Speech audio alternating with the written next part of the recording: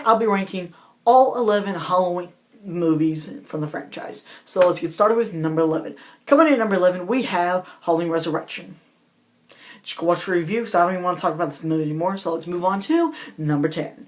Coming in at number 10, we have Halloween 5: The Revenge of Michael Myers. What was this movie exactly is my question.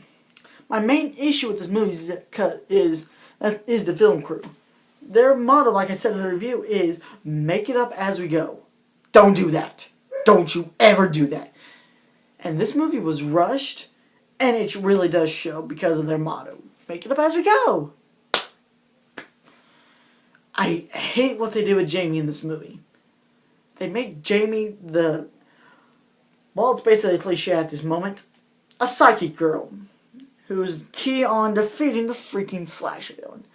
Yes, they have already done this with Nightmare on Elm Street and the Friday the 13th franchise. Just don't. You don't need a psychic girl to stop the slasher villain. Shoot him 6 times in the Halloween franchise. The Man in Black character in this movie annoyed me so much because it was so pointless. The only point of him being there was to break Michael out, and that was still an awful scene in an awful movie.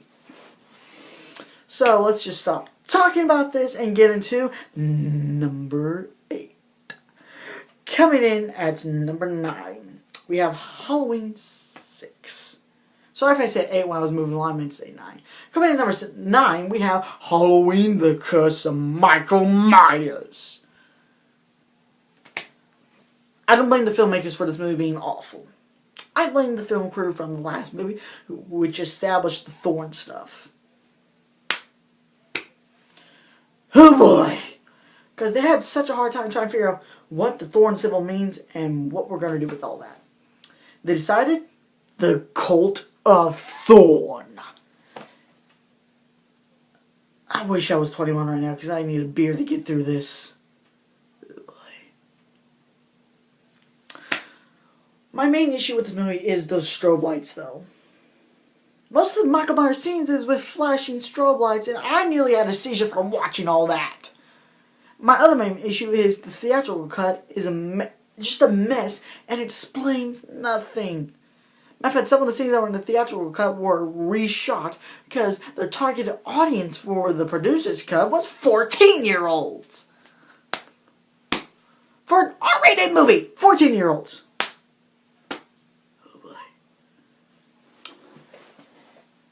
But, like I said, my main issue is it doesn't explain anything about Michael Myers' history. We get it, he's cursed. He's cursed to kill his family. Give us something that explains why and how they even cursed him in the first place. So, let's just stop talking about this. And yes, before I stop talking, this was in fact Donald Pleasence's last movie ever, because he sadly passed away before this movie was released. Rest in peace, dude. So let's move on to number 8. Coming in at number 8, we have Rob Zombie's Halloween 2. Oh boy. Oh boy. This doesn't feel like Halloween 2 at all. It's not an awful film by any means. It's just not a good movie. Oh boy. I hate how Rob Zombie legit retconned his own movie. He's just not a psychotic kid like he established in the first movie. He turns out has psychological problems and sees a white horse with his mother with white hair and a white dress.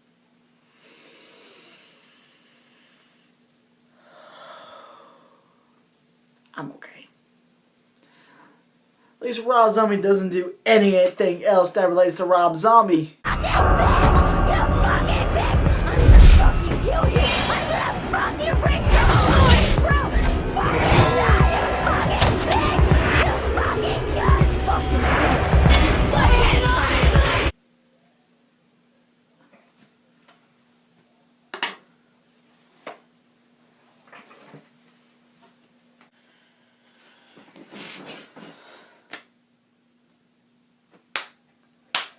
Of course, freaking Rob Zombie film. Alright, let's get back to the rankings.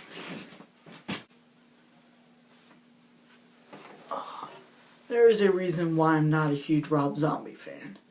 And what you just saw was the real reason. He does stuff like that! Rob! What the heck? Don't ever do stuff like that, Rob. Just don't! Do you understand me? And I hate his dialogue. Laurie Strode sucks. Dr. Loomis sucks, but is amusing.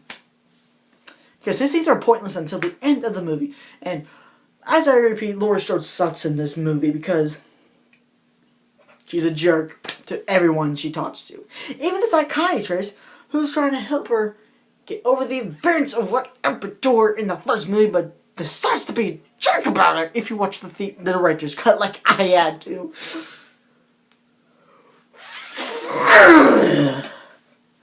But the way it plays out, the gore was good. The way it plays out is not an awful movie, though. It's not even good either. It's not even decent. It's just not awful. It's not as bad as Halloween Resurrection. So, let's move on to number 7. Coming in at number 7 is Halloween 4. It's only decent to me.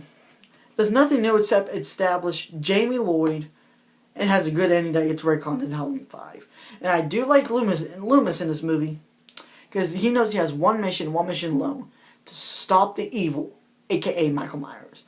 And he does technically complete his mission, but not fully. He has to wait a year before he can try to complete his mission again.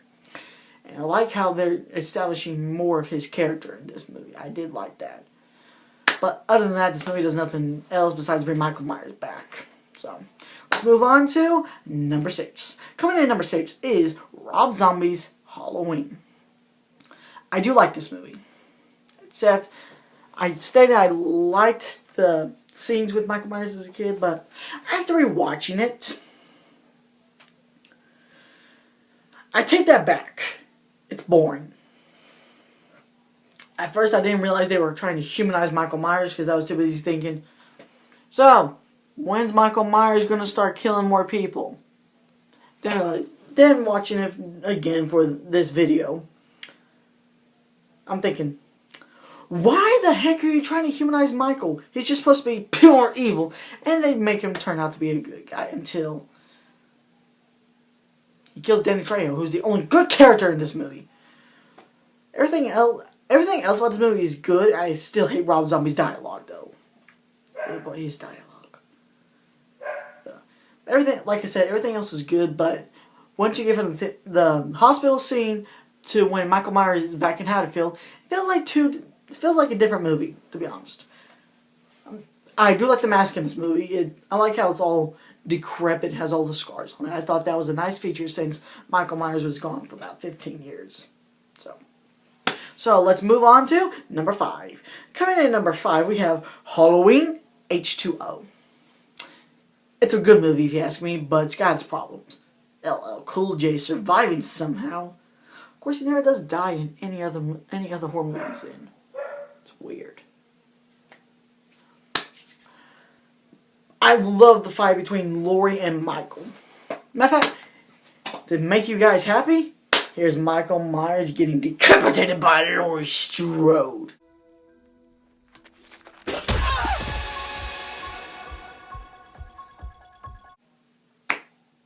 I'm proud of you, Laurie. I love the ending of this movie. I think this could have been a perfect ending to the franchise, and then you reboot it. Nope. Then we got Halloween Resurrection. Ugh! Don't remind me of Halloween Resurrection. But there are some moments in it I'm thinking, what? How's that possible? Like, he had a CGI mask in this movie. I was thinking, okay, I know the reshoots, but couldn't you use one of the other two masks instead of a freaking CGI mask that looks awful? And I got a question. Why does Michael Myers look confused in all the scenes? Every time we see him, his eyes are wide open like this, and it is like super weird. But it's a good movie with problems, and that's why it's at my number 5 spot. Coming in at number 4, we have Halloween 3, Season of the Witch. It's a really good movie. It's got its problems, but it's a pretty good movie. My main issue is the villain of the movie. He doesn't even have a motive. He just thinks, do I need a motive? I'm thinking, yeah, you do need a motive if you're going to kill children. Pennywise even has a motive, because he's hungry. Freddy Krueger has a motive. He just likes to molest them and kill them. He just likes to kill them. That's his motive. I regret even saying that. But Cochran has no motive. Other than that, it's a pretty well acted and pretty good movie. I would have liked to see Halloween in an anthology series instead of bringing back Michael. I would have been fine with that. But we didn't get that because this movie was a huge failure somehow, and I still understand why. But let's move on to number 3. Coming in at number 3, we have Halloween 2, 1981. This movie is a basic slasher to me, to be honest. That's basically it. It does establish that Laurie Strode was in fact Michael Myers' sister. Still doesn't make sense because why was he across the street until the end of the movie? Why did he kill everyone but his sister? Oh boy. But other than that, it's just a basic slasher to me that's well acted and has Michael Myers in it. Dick Warlock did an okay job, but what he did was a more slower, robotic version of him that made it feel weird, if you ask me. But that was my number 3. Coming in at number 2, we have Halloween 2018. This movie was great. Jamie Lee Curtis was amazing. We got original Michael Myers back, Nick Castle. The score was great, and it dropped references constantly that put a smile on my face or annoyed me. I hate the psychiatrist character they have, because the only point he has in this movie is to bring Michael Myers over to Laurie Strode's house, which was pretty annoying to see that there's a twist where he turns out he's going to help Michael Myers. Thank God Michael killed him before I just walked out of that theater. But it's really well acted. The cast was great. Like I said Nick Castle was returning this movie. Yes, but I don't think he wasn't really Michael Myers the entire time. I forgot the dude's name who also plays Michael Myers in this movie. But when we see Michael Myers in action in this movie, it feels like that original Michael Myers from the original Halloween. And as you all know, this one retcons Halloween 2 all the way to Resurrection. Thank God. And Laurie Strode, once again, is awesome when it comes to fighting Michael Myers. I don't think he's dead after the end of this movie, though. He is not dead at all. I can tell you guys that much. He ain't freaking dead. Unless you show us a body to confirm he's dead, he's not dead. Alright? Alright. But that was my number 2. So let's get into number 1. Without further ado, let's get me a drum roll, please. Number 1 is, you guessed it, the original 1978 Halloween. This movie is a classic and for good reason. I know I said it was well acted, but I rewatching it, there's this one character, oh boy, who is not a great actress. That would be the lady who plays Annie. And other than that, the movie was great. It was paced slow enough when the loud little jump scares happen, you would get, you would actually get scared. Now, that is a good horror movie if that gets you scared because it's so slow and paced. Michael Myers was great. Laurie Strode being the final girl was great. That ending was amazing. And let's not forget, hit it! That classic Halloween theme. You can't beat it. Of course, the one in 2018 was pretty awesome. I kind of like it better. But you still can't beat this classic theme. All this stuff comes together into one movie that becomes a classic.